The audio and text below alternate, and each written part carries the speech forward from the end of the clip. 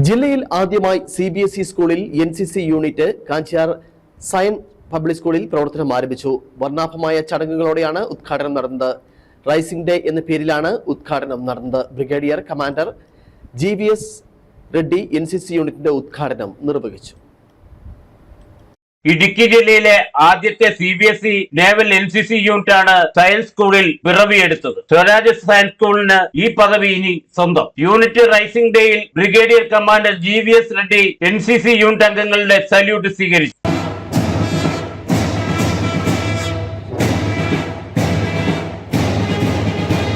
യൂണിറ്റിന്റെ ഉദ്ഘാടനം brigadier commander GVS Reddy നിർവഹിച്ചു. of the school which suits for a naval training.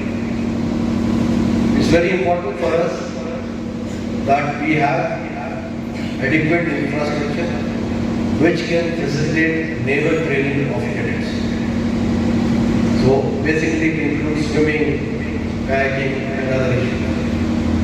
While we are far from the battalion, but I'm sure the efforts of the battalion and the management and the principal of the school, I am sure we all will be able to train our cadets and motivate them to be. Changanassery naval unit കേഡറ്റുകളും JPM college NCC army wing കേഡറ്റുകളും സൈൻ ബാൻഡും ചേർന്ന് നടത്തിയ പരേഡും ശ്രദ്ധേയമായിരുന്നു.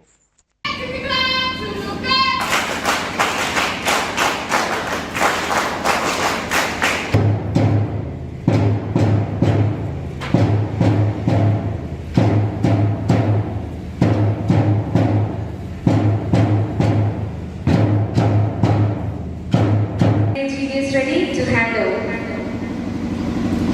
This is the approval we have received. Thank you very much.